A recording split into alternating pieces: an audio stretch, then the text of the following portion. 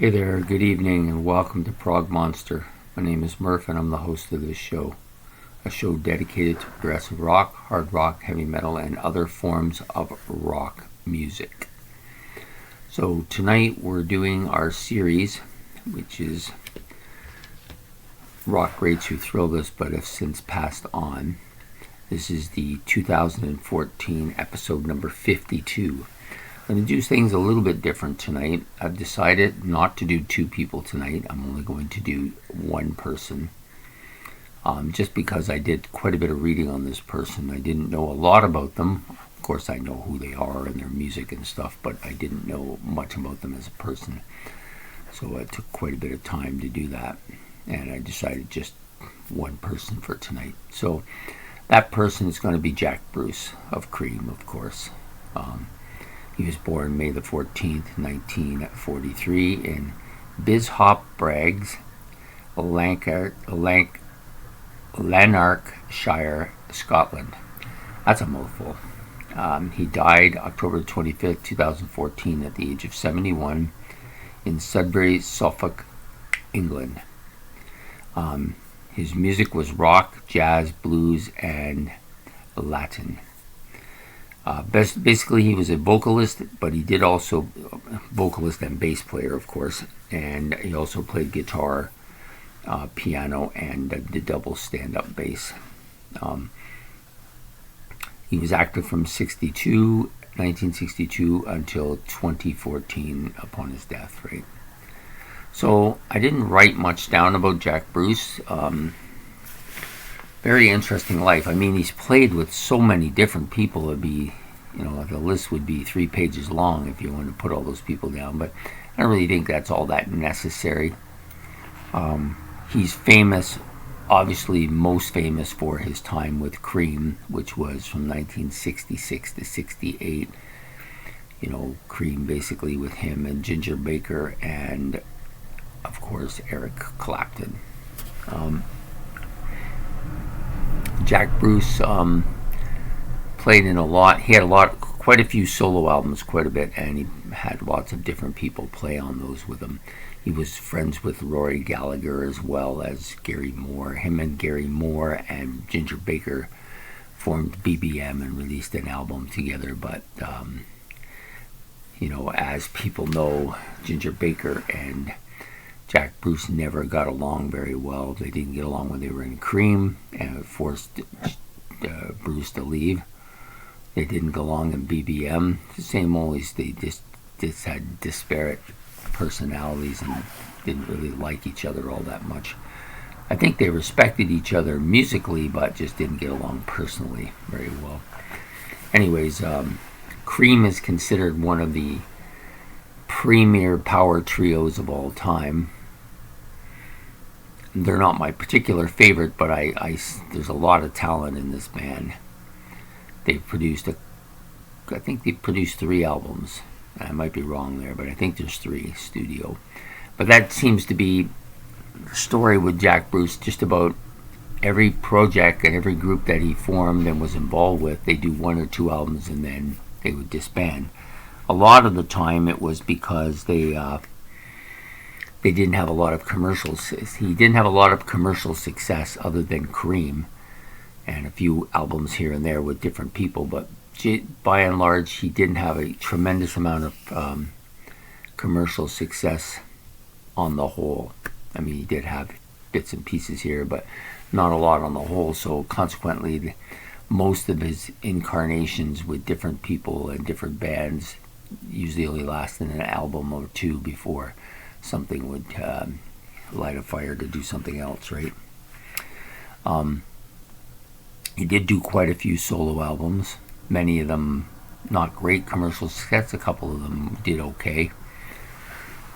I think his time with Cream was probably his greatest musical achievement, and he was inducted into, of course, the Rock and Roll Hall of Fame as a member of Cream. They did do a reunion tour. Well, I wouldn't even say it was really a tour. They played some nights in England and some nights at Madison Square Gardens in the States. and then they disbanded again. All three of them, Clapton, Baker, and Bruce, of course. No, Jack Bruce sang quite a bit with that group, as he did with many incarnations of different bands that he played with. He played in a tribute concert for Jimi Hendrix with a bunch of people as well. So, he had lots of connections, like with lots of fairly well-known blues musicians. But for some reason, I'm not really sure why. He did have some drug issues, some serious drug issues, and that in itself will cause you not to get along with people very well.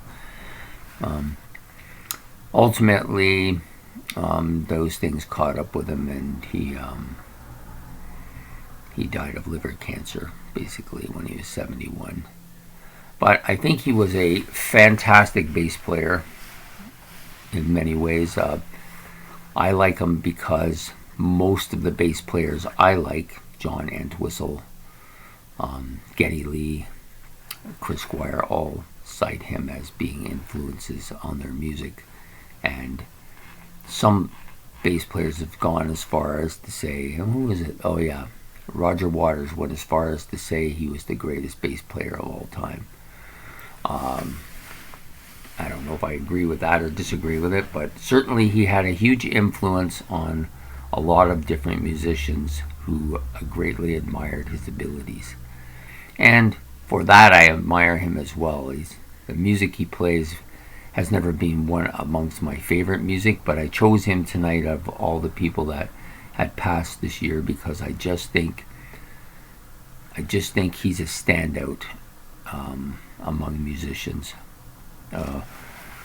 Definitely a legend, I think. And now that he's passed, he's definitely a legend. So, anyways, I think there's a lot of stuff with him playing on it out there, and I've decided I'm going to give a little bit more time to his stuff and listen to some of his stuff as well. Now, I'm not a huge blues fan, but I do like some stuff. I've been listening to a lot of John Lee Hooker lately, and I like that album Boom Boom quite a bit. So anyways, there you have it. Jack Bruce, legend, member of Cream, one of the great power trios of all time.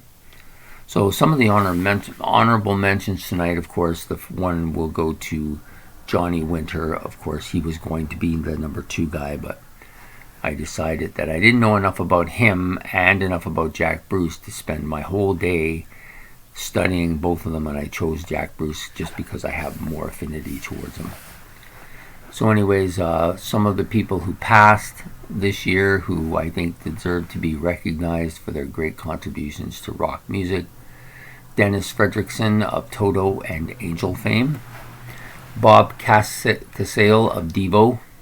That's the second Devo guy in 2 years. Franny Breacher of Bill Haley and the Comets, of course. George Bradford of a blues musician, basically. Nash the Slash. Yeah, I can't forget old Nash. Casey Kasem, one of the great disc jockeys of all time. Tommy Ramone, another one of the Ramones is gone. They seem to be one every year, pretty much. Johnny Winter, of course, was going to be my number 2 guy. Great musician. Dick Wagner, from Alice Cooper. Glenn Cornick, I think he was the original bass player for Jethro Tull. John Gustafson, of Ian Gillan and Roxy Music fame. Paul Revere of Paul Revere and the Raiders, of course. John Sturr of Lilium Axe, and Bobby Keys of the Rolling Stones. So there's some of the great people who passed in 2014, contributing greatly to the music genre, which I so love and so many people watch the show do. So I hope you enjoyed this episode, which will air tomorrow morning at 9 a.m. And I hope you like and subscribe and help me as much as I can. I get motivated when I see people that are interested in that. So Anyways, I hope you enjoy your night, and we'll see you tomorrow morning. From Murph, from Prog Monster, goodbye.